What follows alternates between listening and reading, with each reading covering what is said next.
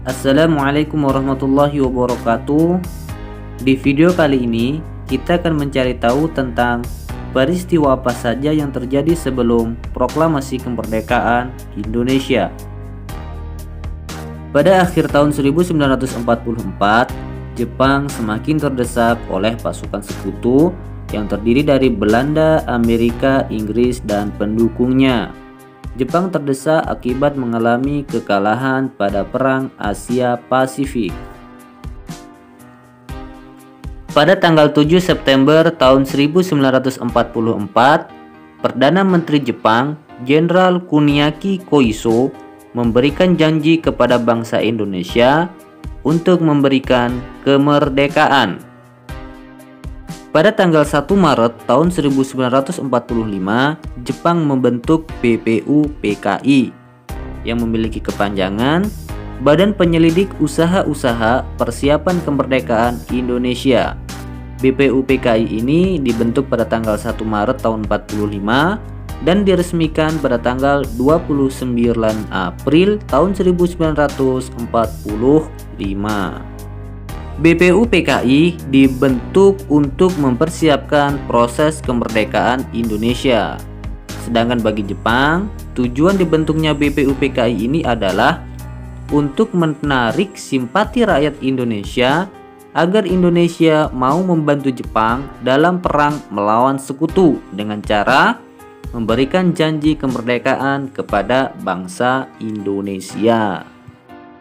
BPUPKI diketuai oleh Dr. Rajiman Widyo Diningrat dan memiliki anggota sebanyak 60 orang dari Indonesia dan 7 orang dari Jepang.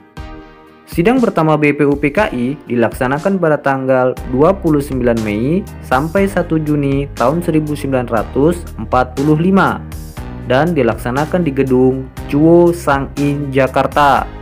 Untuk sekarang, nama gedung ini menjadi nama Gedung Pancasila. Tujuan diadakannya sidang pertama BPUPKI adalah untuk merumuskan dasar negara Indonesia. Pada tanggal 29 Mei tahun 1945, Mr. Muhammad Yamin memberikan usulan dasar negara yang berbunyi peri kebangsaan, peri kemanusiaan, peri ketuhanan, peri kerakyatan, dan kesejahteraan rakyat. Kemudian Mr. Supomo juga memberikan usulan pada tanggal 31 Mei tahun 1945 di mana isinya 1. Persatuan, kekeluargaan, mufakat demokrasi, musyawarah, dan keadilan sosial. Nah, kemudian pada 1 Juni tahun 1945 Insinyur Soekarno juga memberikan usulan dasar negara yang kita kenal dengan nama Pancasila. Nah, 1 Juni tahun 1945 ini diperingati sebagai hari lahirnya Pancasila. Isinya sebagai berikut. 1. Kebangsaan Indonesia.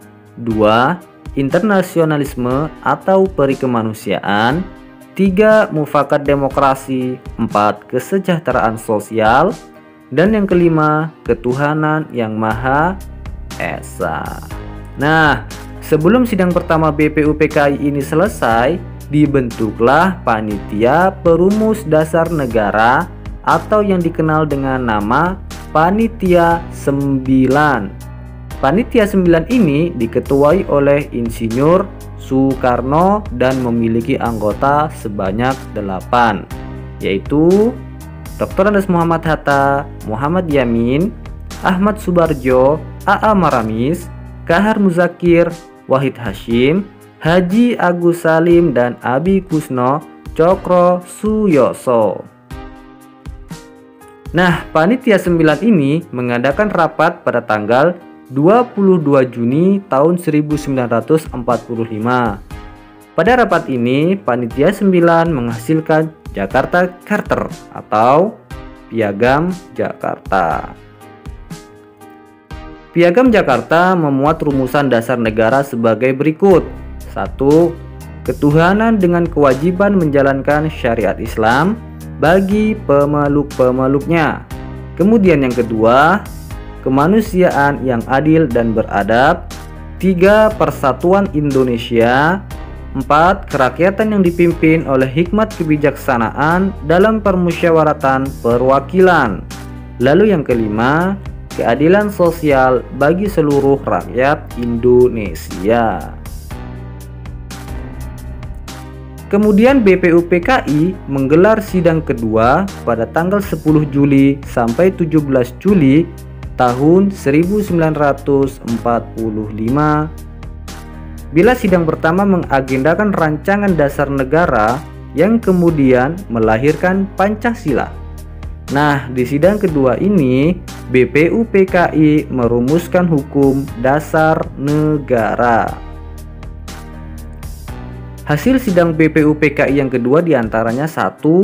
Pembahasan rancangan Undang-Undang Dasar, batang tubuh Undang-Undang Dasar, dan yang ketiga pernyataan kemerdekaan bagi bangsa Indonesia.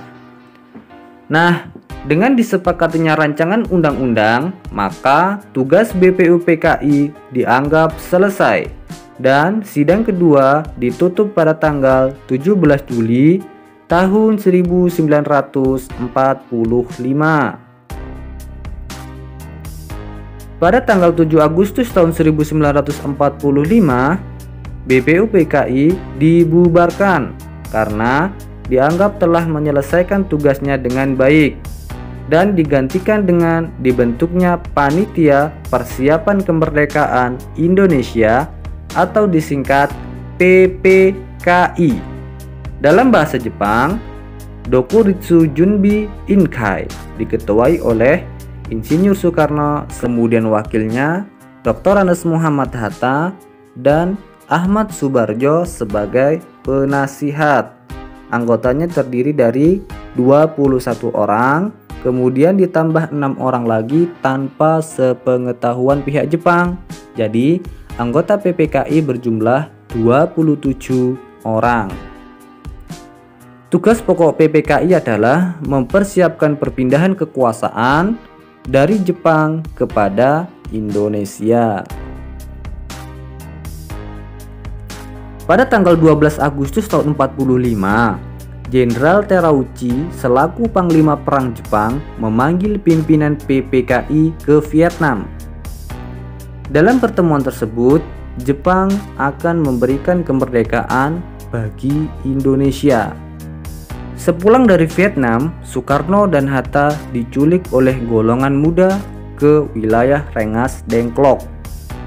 Golongan muda mendesak Soekarno dan Hatta agar segera memproklamasikan kemerdekaan tanpa harus menunggu campur tangan dari Jepang.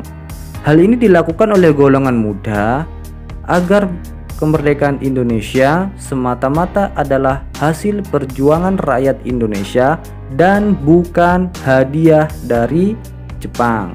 Akhirnya, Soekarno dan Hatta kembali ke Jakarta dan merumuskan naskah proklamasi di rumah Laksamana Maeda.